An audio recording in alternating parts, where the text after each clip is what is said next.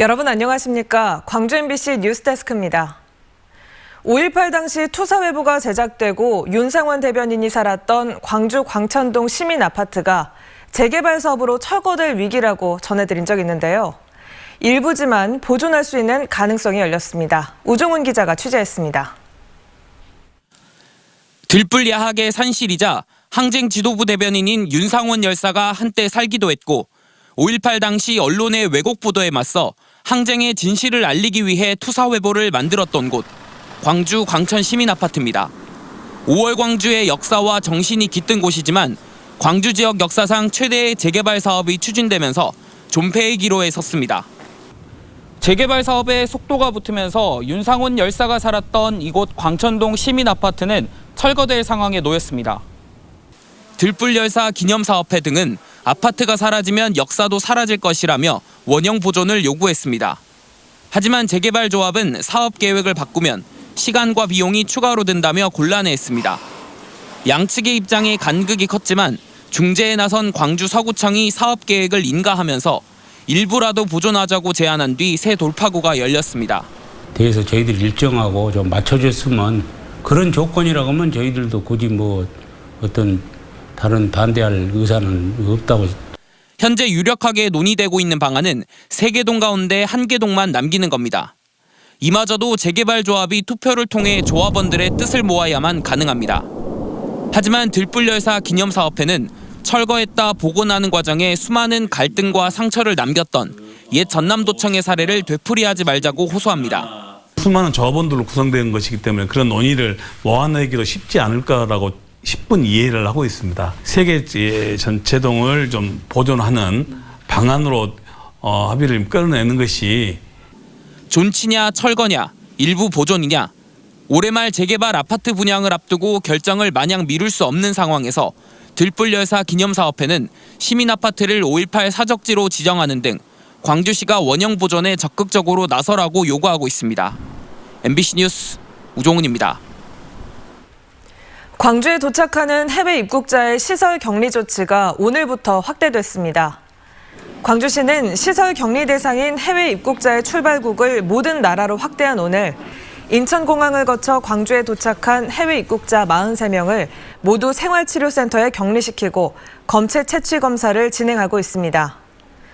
검사 결과가 음성으로 나오면 2주간 자가격리로 전환하고 양성으로 나오면 격리병원으로 이송됩니다. 광주시는 공동체 안전을 위해 사회적 거리 두기를 계속 실천하고 4월 말 황금 연휴 때도 외부 활동을 자제해달라고 시민들에게 당부했습니다. 광주시 교육청은 긴급 돌봄 이용 학생들이 귀가 후 사회적 거리 두기를 실천하도록 각급 학교에 당부했습니다. 광주시 교육청은 긴급 돌봄 이용 학생들이 조기 귀가 이후 다중 이용시설에 드나든다는 민원이 잇따르고 있다며 학생들이 사회적 거리 두기를 실천하도록 생활지도를 강화하라고 학교에 당부했습니다. 또 학부모들에게도 아직은 비상 상황임을 인식하고 꼭 필요한 경우에만 돌봄을 신청해달라고 요청했습니다. 진도에서 노부부가 사는 집에 불이 나 80대 아내가 숨졌습니다. 어제 저녁 8시 30분쯤 진도군 조도면의 한 단독주택에서 불이 나 동네 주민의 신고를 받고 출동한 소방대원들이 5시간 만에 불을 껐습니다. 불이 난 집 안에서는 86살 A씨가 숨진 채 발견됐습니다. A씨의 남편은 마을에 전기가 끊겨 촛불을 켜놓고 밖에 나온 사이 갑자기 집에 불이 나 아내가 불을 끌어 들어갔다고 경찰에 진술했습니다. 광주와 전남 과학기술인들이 방사광 가속기 호남권 유치를 지지한다고 선언했습니다. 광주 전남 과학기술단체 총연합회 소속 과학기술인들은 성명을 통해 전국 최하위 수준인 호남권 연구 역량 강화와 지속 가능한 미래 발전을 위해 방사광 가속기 호남권 유치를 지지한다고 밝혔습니다. 특히 광주 전남 공동혁신도시인 나주는 에너지 관련 기관과 기업들이 모여 있고 한전공대가 설립될 예정이어서 방사광 가속기 구축을 위한 최적의 조건을 갖추고 있다고 평가했습니다. 전남농협은 코로나19로 어려움을 겪는 농어민을 돕기 위해 내일까지 광주 신세계 백화점에서 직거래 장터를 엽니다. 직거래 장터에서는 전남 각 시군을 대표하는 우수한 농산물들을 시중 가격보다 10%에서 50% 저렴하게 판매합니다. 전라남도 교육청이 학교 휴업이 길어지면서 어려움을 겪고 있는 친환경 농산물 생산 농가를 돕고 학생들의 건강을 증진시키기 위해 친환경 농산물 꾸러미를 각 학생들의 가정에 나눠주기로 했습니다. 농산물 꾸러미는 1인당 4만 원 상당의 친환경 곡류와 채소류 등으로 구성되고 이달 말까지 배송될 예정입니다.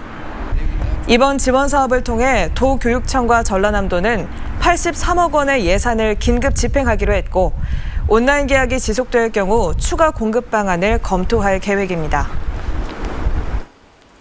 오는 25일부터 식용란 선별포장 유통제도가 본격 시행됩니다. 식용란 선별포장은 계란의 안전성을 위해 선별과 세척, 살균과 포장 등을 마친 뒤 유통시키는 제도로 일정 규모 이상의 농가는 안전관리 인증 기준에 적합한 위생시설을 반드시 갖춰야 합니다.